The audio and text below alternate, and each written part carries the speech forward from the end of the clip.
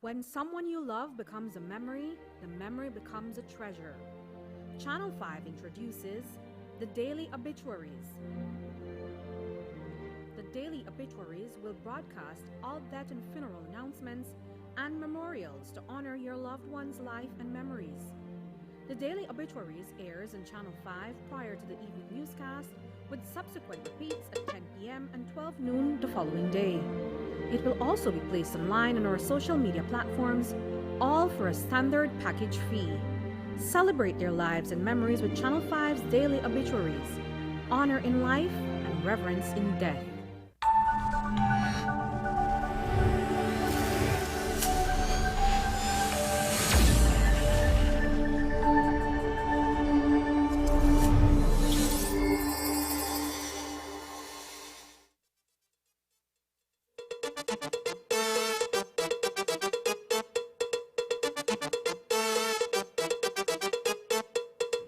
Tonight on News 5 Live, separate murders in the Toledo district where 2 homicides have been recorded within the last 72 hours.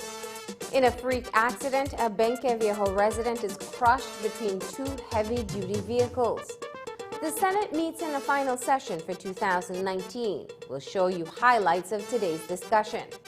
And Senator Godwin Holtz revisits domestic violence following the arrest of his son last week. Details of these stories and more coming up in tonight's newscast. No trick.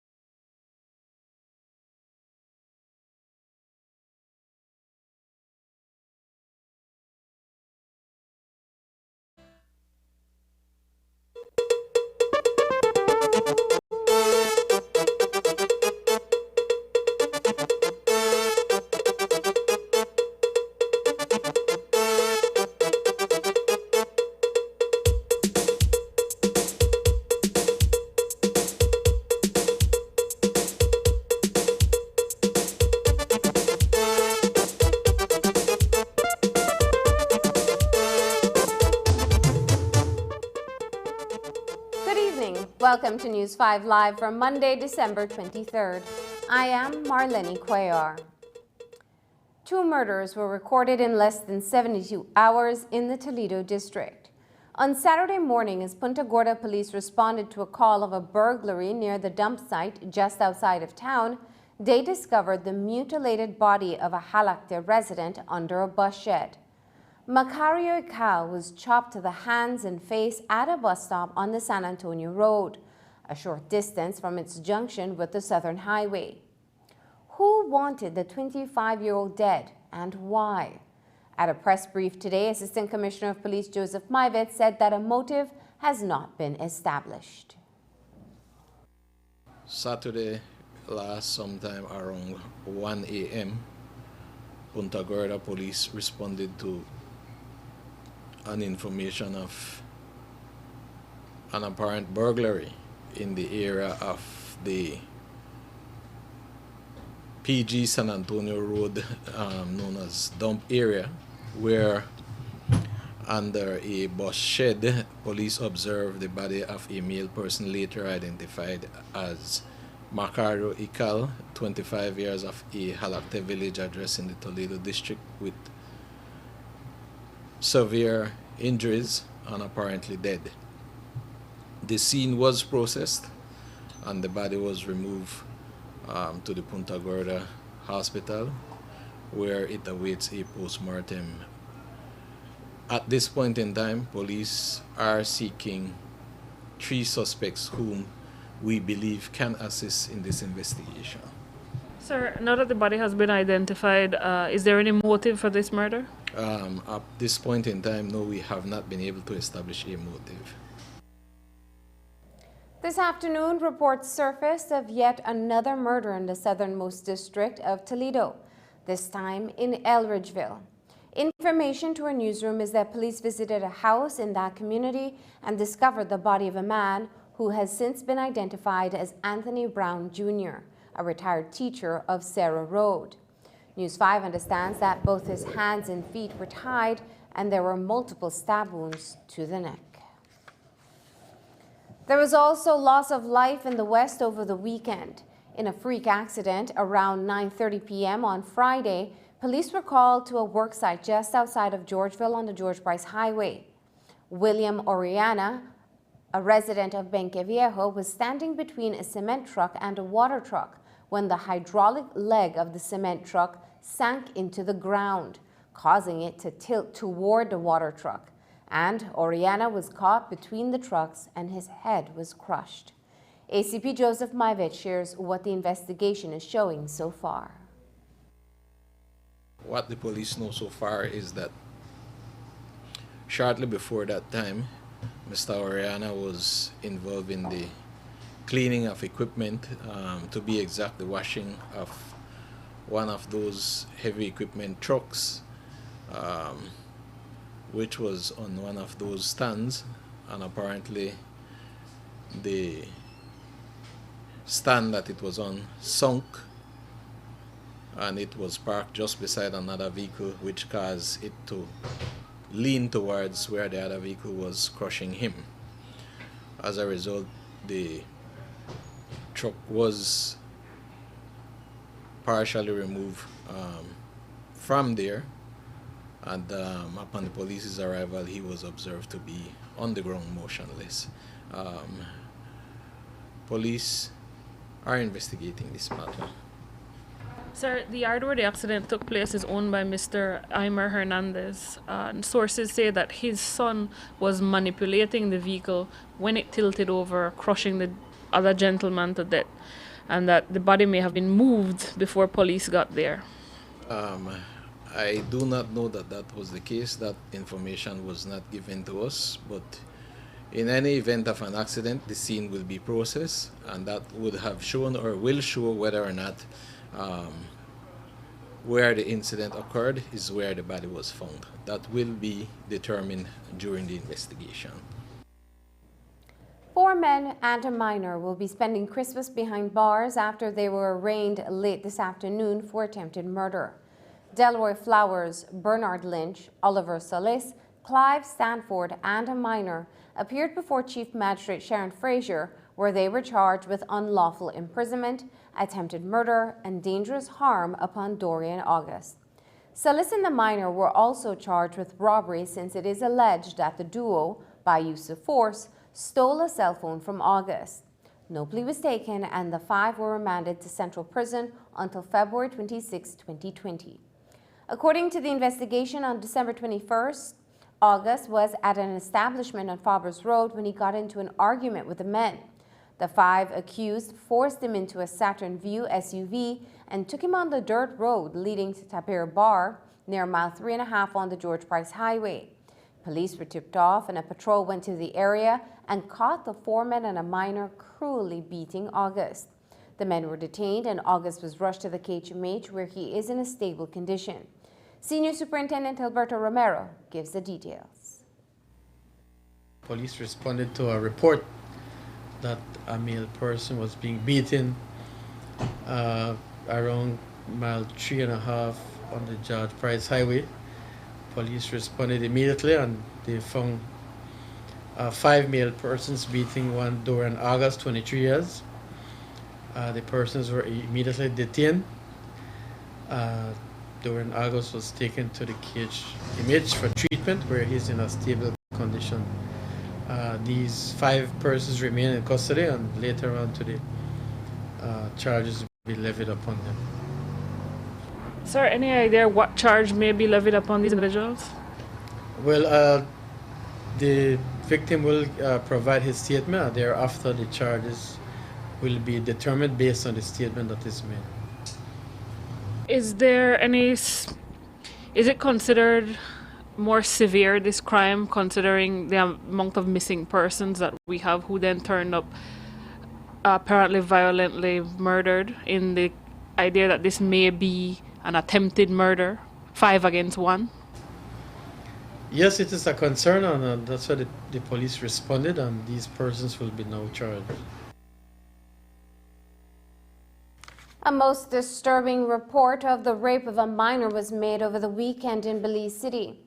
The 16-year-old girl says she was beaten and raped by a taxi driver on Friday night after she missed the last bus to Dangriga. According to the report, the minor got into a cab and asked to be taken to Antelope Street Extension. But instead, she was taken to an area near the Hollover Bridge and then to a house behind the Civic Center where the taxi driver beat and raped her. She managed to escape from the house just before midday on Saturday, and in the company of her mother, they visited the police station to make a report.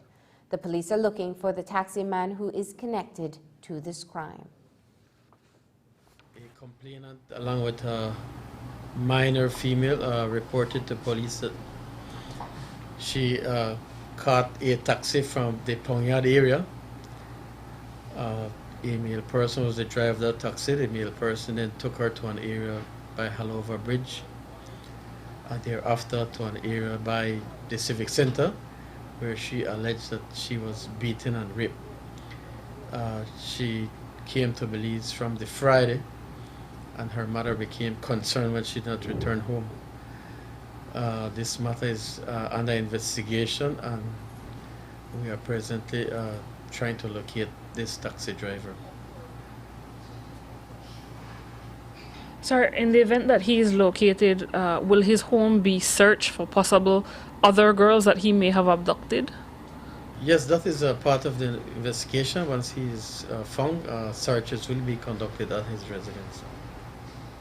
And in a case as harrowing as this, how do police then go about comforting women that we are safe in this country to take a taxi? Well, again, we must practice safety measures. Again, if you are not sure who you are going with, go along with someone or try to call a family member for help, or at least give them information as to where you are going. Coming up, the Senate passes a raft of bills, including an amendment to the International Banking Act.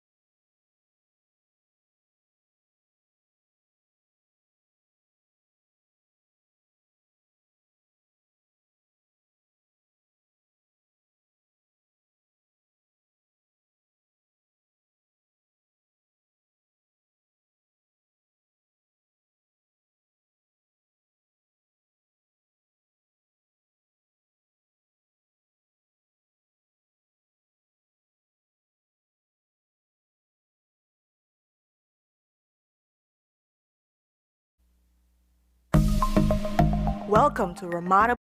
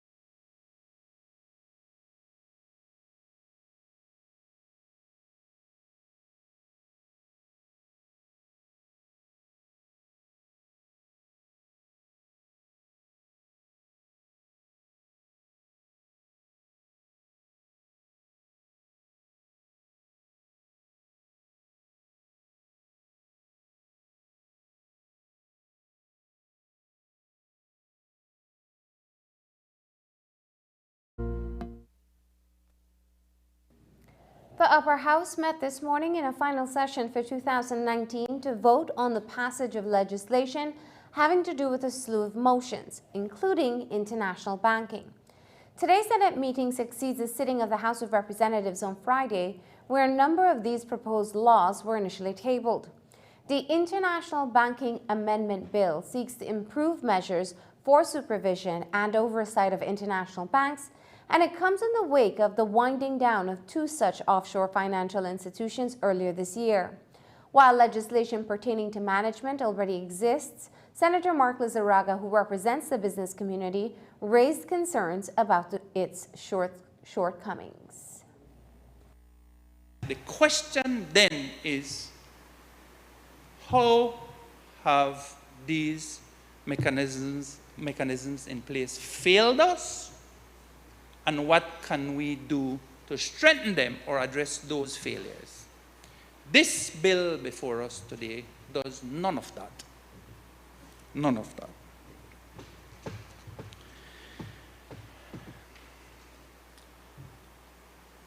I tried to see if I could locate a copy of an actuarial study that may have been done for this, because anytime you talk about insurance schemes, you talk, I would think that one of the first people you would talk to would be an actuary and say, look, I need to have this fund perform in this way, and I want to have this sort of protection for my premium payers.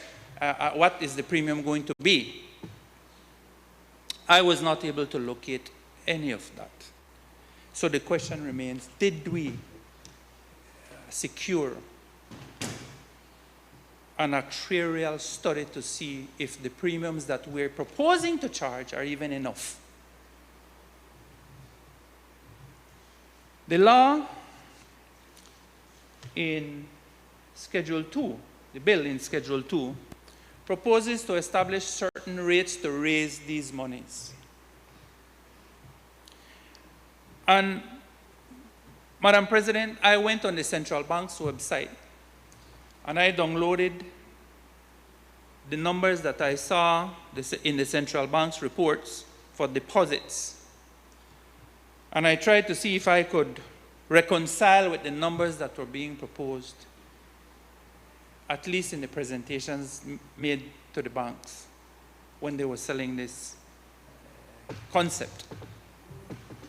And the impression that I got from the presentations that I read was that the international deposits were going to be from these international banks, the banks that dealt with international clients, were going to be included in this premium pool. But when I look at the law today, I cannot find any section that says funds from those banks will be captured in here. The establishment of a deposit insurance corporation, as well as a deposit insurance fund, was also brought before Parliament for second reading. The purpose of that piece of legislation is to provide protection for insured deposits against the risk of loss within an insured limit.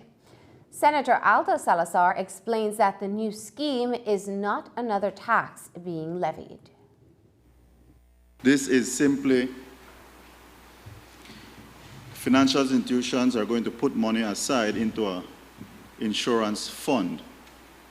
The intent, the purport of that fund is to benefit the small depositor.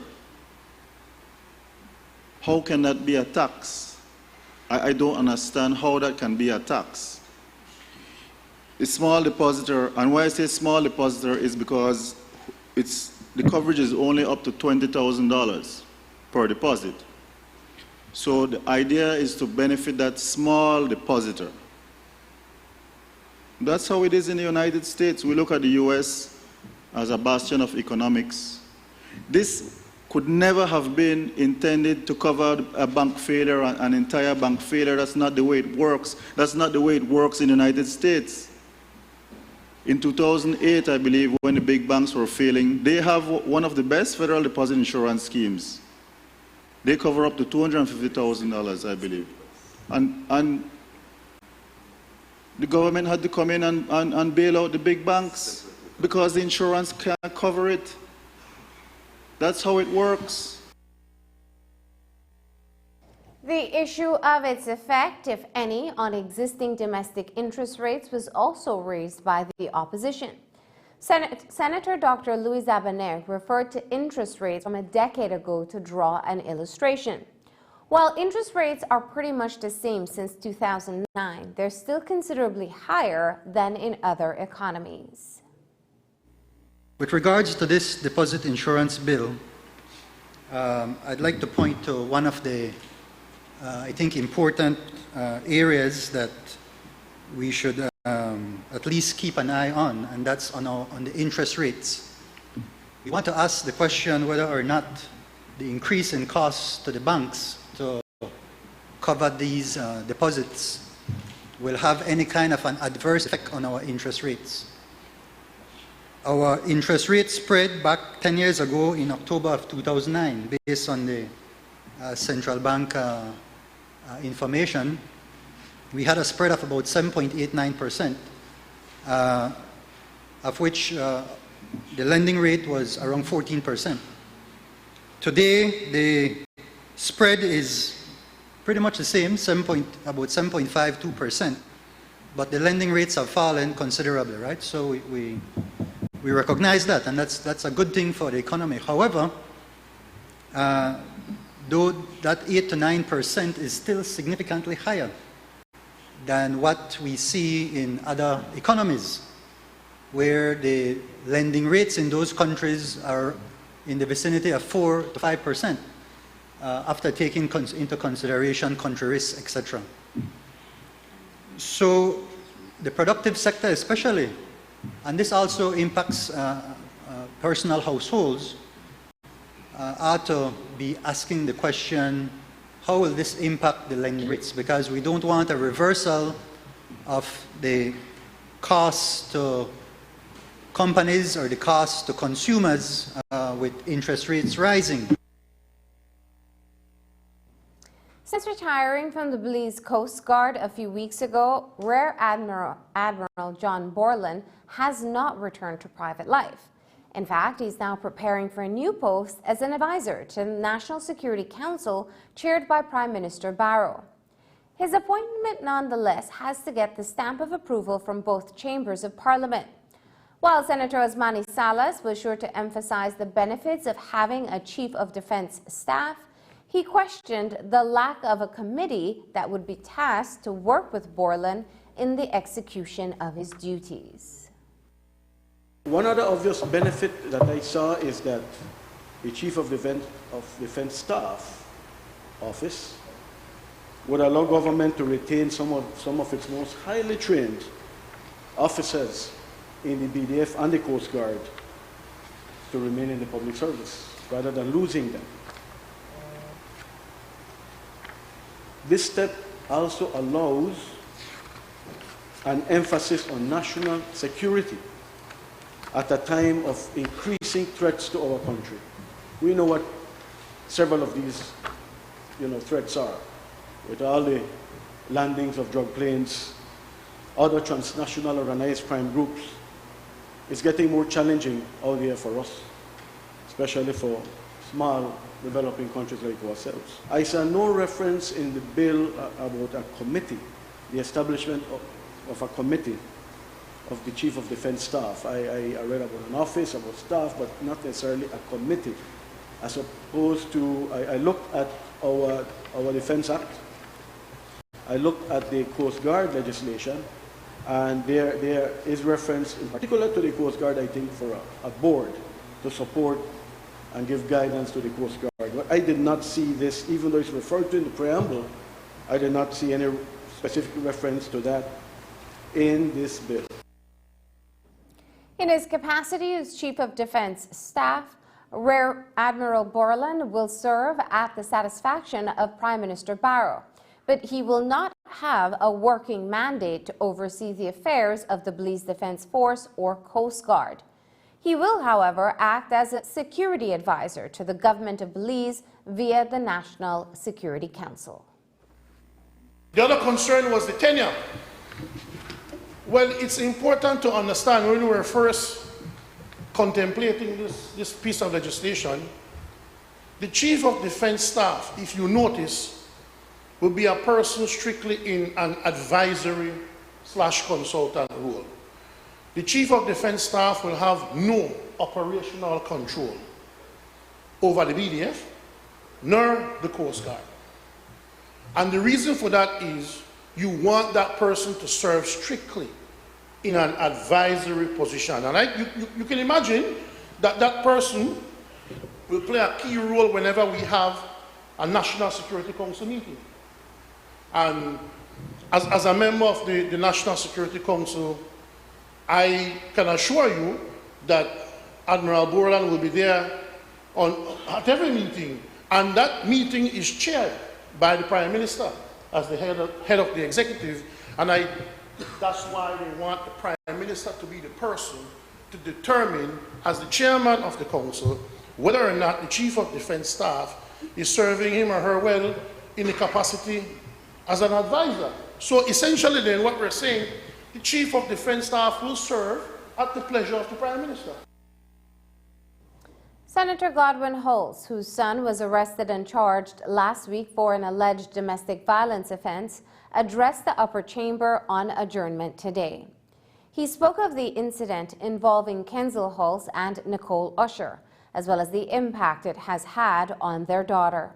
He also condemned the social media post which Jamoke Castro, son of Minister Edmund Castro, threatened Shasta Wade with sexual assault.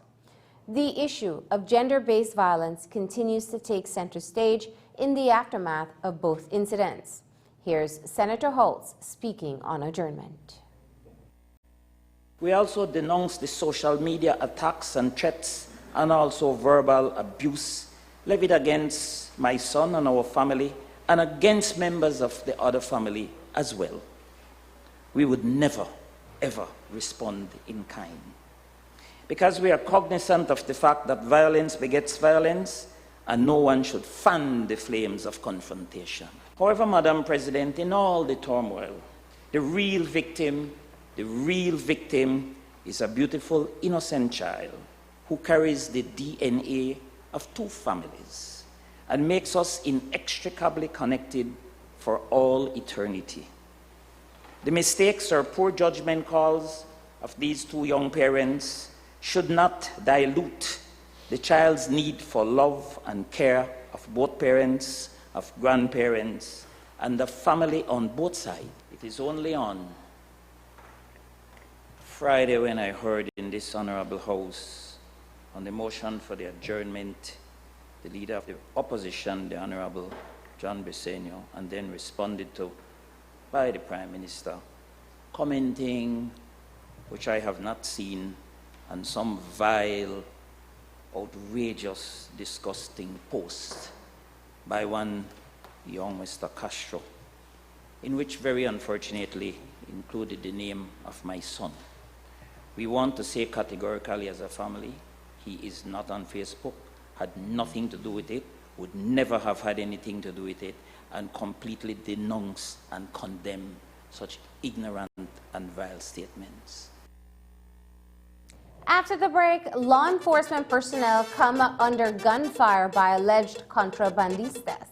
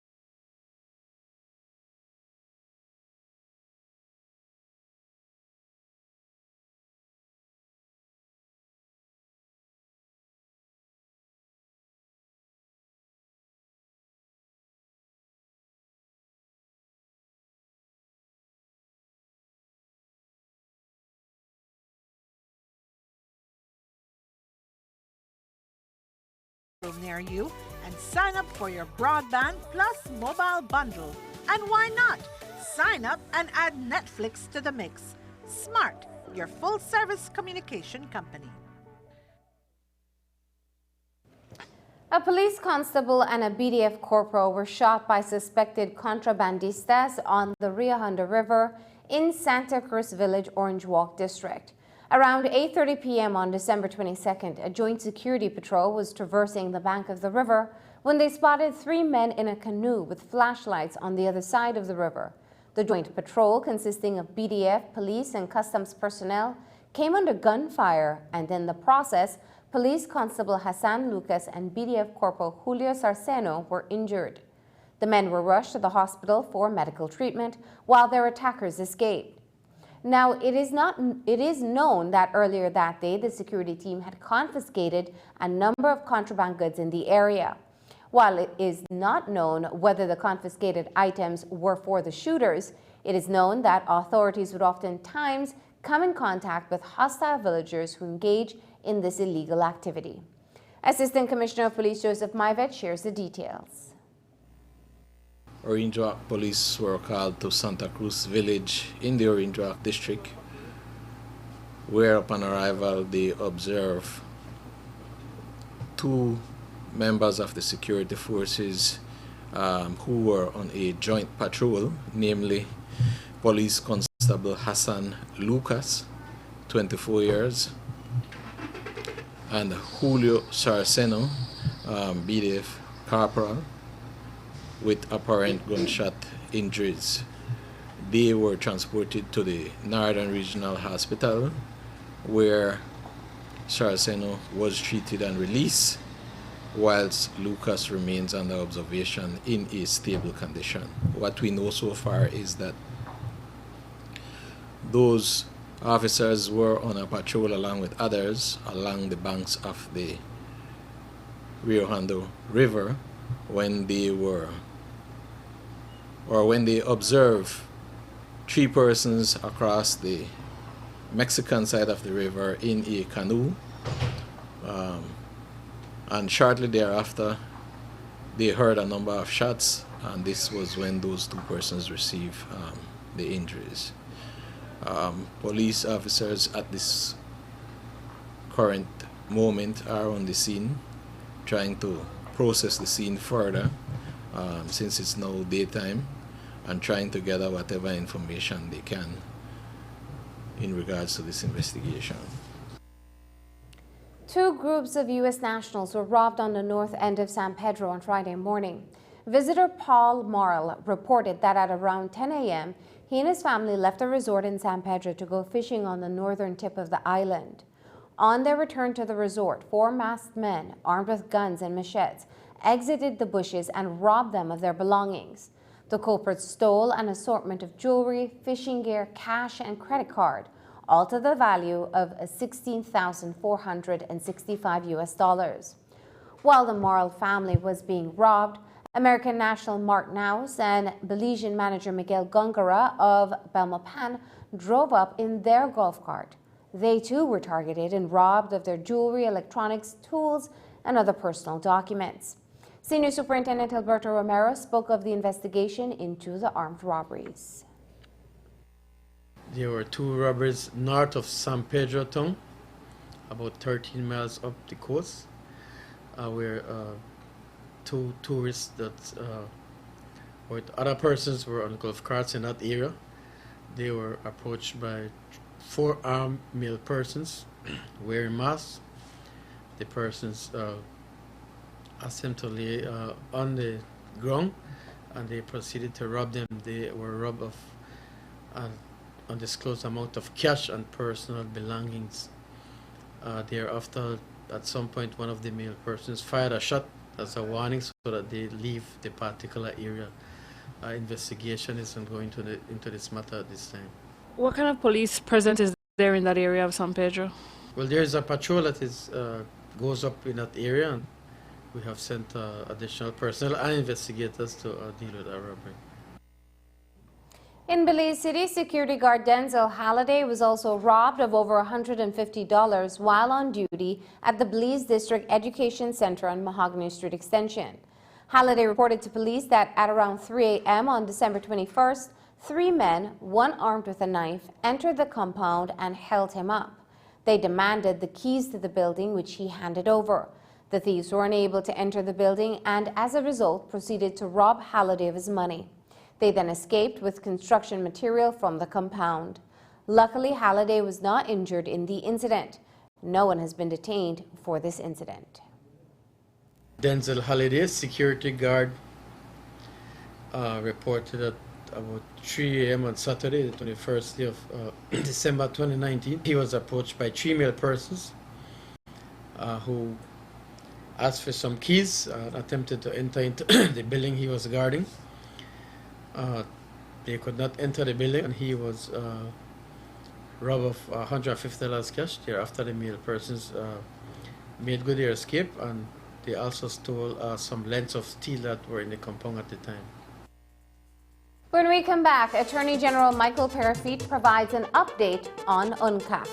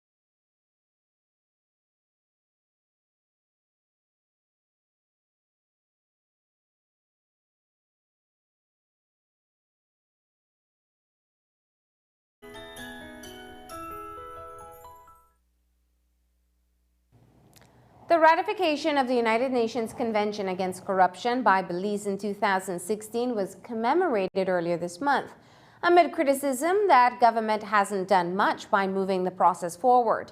It is a position held by several organizations, including the Belize Chamber of Commerce and Industry. This morning, Attorney General Michael Parafit, whose office is in charge of the UNCAC implementation, provided an update. The United Nations has told us it makes no difference, it makes no sense, rather, for us to engage in any process to further UNCAC or any projects until we have the full report. We've received an executive summary as to what their recommendations would be in general, but the detailed report will be the one that tells us specifically what they would recommend so that our laws can be UNCAC ready. Before that, then what can we do? What will we be promoting? What will we be pushing when we don't know what they will say? Tuvalu and Haiti, they have to come in with their final reports, and then the UN puts it together, sends it down here. The United Nations Development Program in Belize has told us, they are telling us, it makes sense we don't have any project meeting or any other thing until we get the detailed summary. So and I know the Chamber of Commerce and them, they love anything foreign. So tell them go to the UNDP and ask them why. Okay, so you have absolutely no idea why the report isn't in yet? No idea, nor any control. Belize is one of the only nations, I think one or two. We have never missed a deadline. We have never done anything that the UN didn't want us to do, and we have done everything that they've asked us to do. We can't do more than that. Sean Arnold, who recently became a father, will have to find money for more than just Pampers after pleading guilty to possession of a controlled drug. Today, before Chief Magistrate Sharon Fraser, he pleaded guilty to possession of a controlled drug. The Chief Magistrate ordered him to pay $250 plus $5 cost of court by January 31st, 2020. Arnold was nabbed by cops on December 21st on Baldwin Drive in Belize City. When he was searched, police discovered a plastic bag with 29 grams of cannabis. Also in court was Stephen Mejia. He recently pleaded guilty to being a member of a gang, but today he was hauled before Chief Magistrate Sharon Fraser for a charge of burglary, for which he pleaded not guilty. Mejia was offered bail in a sum of $3,000 plus one surety.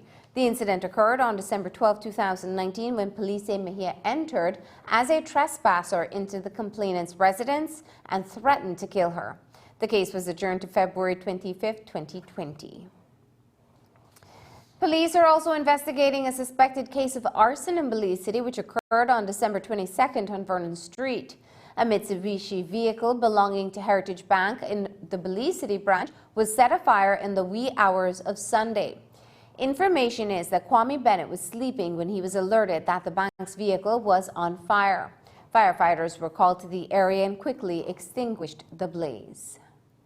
On the arrival, they saw a white Mitsubishi vehicle with some burns.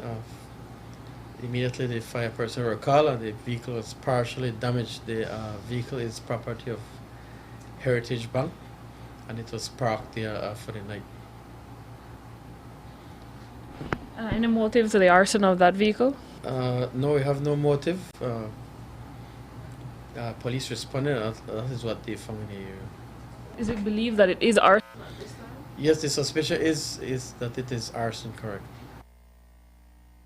Coming up after the break, BEL donates 150 hampers to well-deserving residents across the country.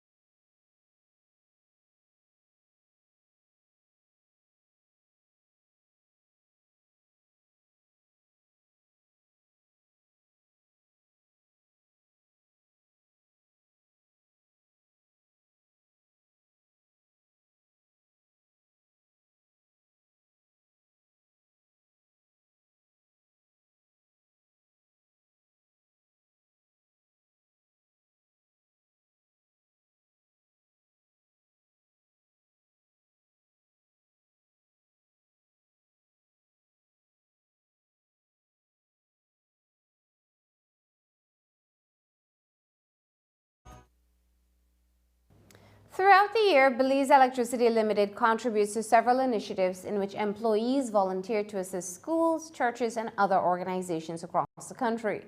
During the month of December, a number of activities are done with focus on the vulnerable, elderly population across the country, as well as Christmas programs. Most recently, the utility company carried out a hamper distribution activity to help 150 households across the country. News 5's Dwayne Moody reports. It's an annual tradition for Belize Electricity Limited during this time of the year. Employees deliver Christmas hampers to 90 deserving families and 60 senior citizens countrywide. Valued at $300 each, it contains all the ingredients for a Christmas dinner, as well as other grocery items and toiletries. We are happy to be a part of the annual Christmas Hamper Drive initiative, which allows us to give back to deserving families throughout the country in communities that we serve. This annual tradition started last week, where we as employees wrapped, packed, and personally delivered the hampers to deserving families that we recommended throughout the country. In addition to the donation, employees company-wide also recommend names of recipients to receive the hampers. The distribution took place between December 19th and 20th. The recipients were all surprised that they were chosen for the Christmas Hamper Drive program. I can hardly believe, that I received this hamper today. So I like to give thanks to the BEL staff, and I couldn't believe first time I'm receiving a Christmas. That's right, and I'm so surprised and I'm grateful for all of the staff of BEL that contribute these goodies for the seniors.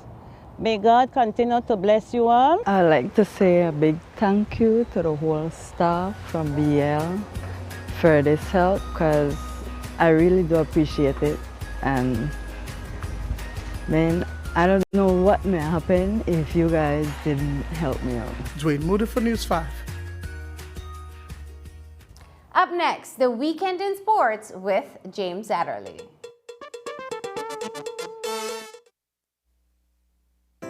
Santa Claus is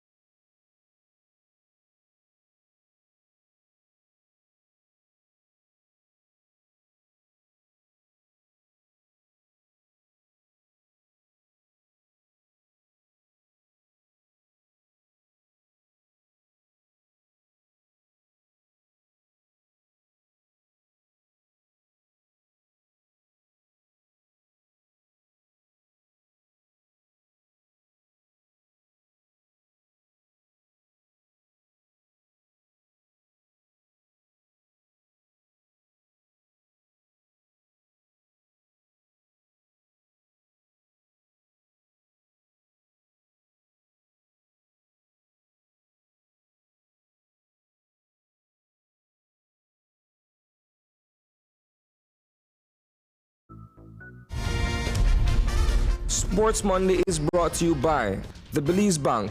Our country, your bank.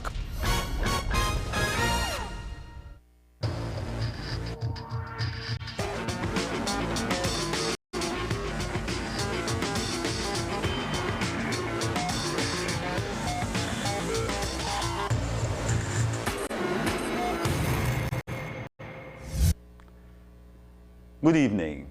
I'm James Satterley. Welcome to Sports Monday. We sojourned to the Isidoro Beaton Stadium for Saturday's Game 2 in the Women's Amateur Tournament with Joel Fury in the role of host to Romberas of Punta Gorda. Last week's 1-all stalemate left the crown to be decided by Saturday's outcome, so here we go. Folks, we are only 2 minutes in when Shadali Ho goes back to her keeper, Jasmine Armstrong, whose much too casual manner allows Daisy Beltran to steal control of the ball and smacks it home into an empty net for the very early 1-0 lead. 9 minutes later, Joel Fury responds. Mariela Morales gets this ball to Jada Brown, who handles to deliver a well-placed right foot shot into the far corner, and we have a 1-1 tie just like that. Jada Brown then follows up with this attack off the set piece, floated into the box, but this time she nullifies the goal by using her hand to assume control, that is, before shooting.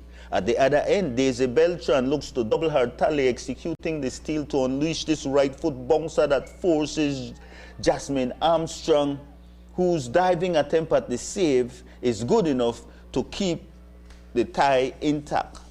Jada Brown then comes up with this pinpoint pass to Mariela Morales, whose right foot is denied by the near upright. Katie Jones gets busy, mounting one of her famous run at the Joel Fury defense, but this time the double team strips her of the possession. Folks, we're some 14 minutes into second half, and it's Joel Fury on the attack when Rombera's Irma Martinez goes for the stop, only to find herself in a triangular crash of bodies that sees the Rombera's keeper. Also, we see Cecela Castillo, the fullback, and of course, involved is Giselle Kanaki, and she's the only one who has to momentarily leave the fray. This is a nice run by Jada Brown, but the right foot shot is straight to the Rombera's keeper. Valine Lambert, she receives a second yellow after tripping Katie Jones. Joel Fury is down to 10 players. Daisy Beltran raises this ball into the Joel Fury goal area that produces another 3 players crash. Katie Jones is unscathed, but the goalkeeper Armstrong and her defender Julie Ponce crash into each other but remain in the ball game. We're in extra time when Jada Brown launches another run at goal. She benefits from this collision between Cecela Castillo and a teammate wearing number 5, who takes down Miss Brown, thereby conceding a penalty. Joel Fury sends for Janisha Scott, who converts the penalty in impressive fashion with 2 minutes remaining in extra time of play. Here is the response when the long whistle blows. Joel Fury is filled with joy, winning the 2019 Women Amateur Football Tournament title, and we say congratulations to the champions. For Rombera, the disappointment is real. They came a long way, but had to settle for the runner-up spot. Hey girls, stay strong because you've got something good going. Work on it. Meanwhile, Most Valuable Player award went to Janisha Scott of Joel Fury. And we do say, you're big. Jada Brown, she received the Best Forward award.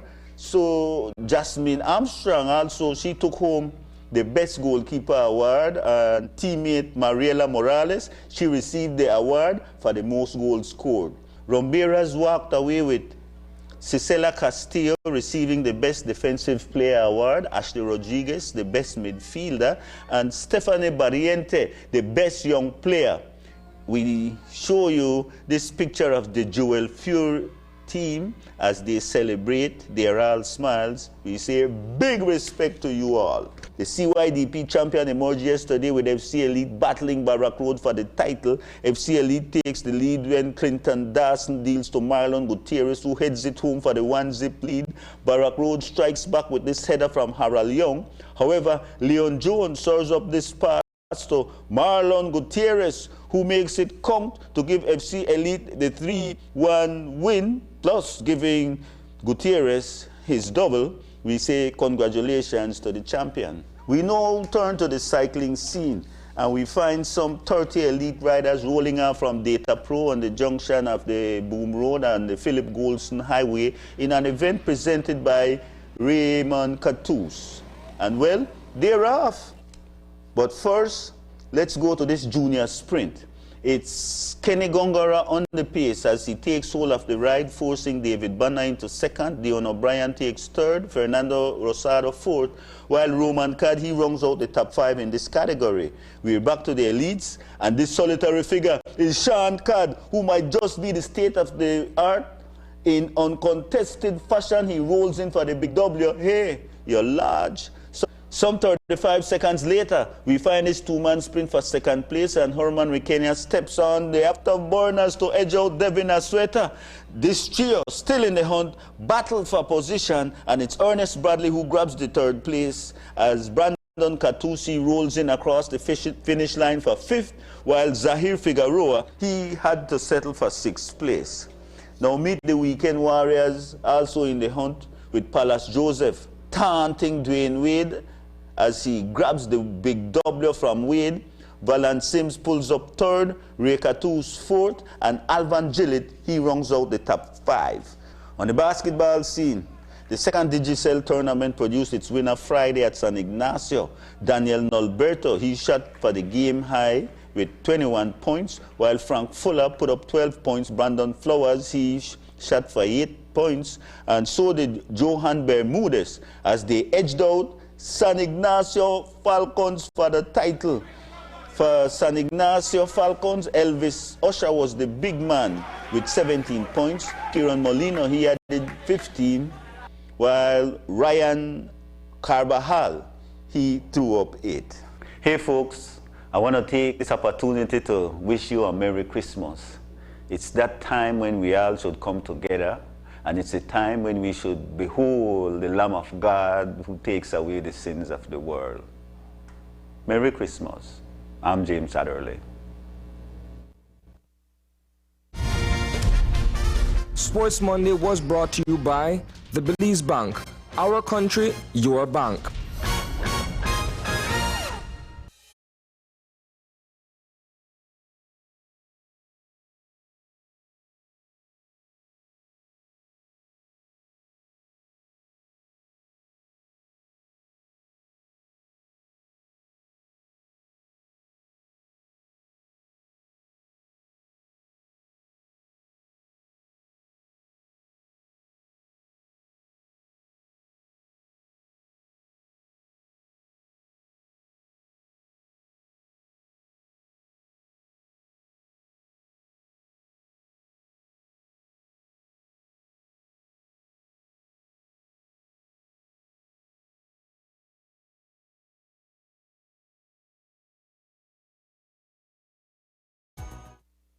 And that's the news.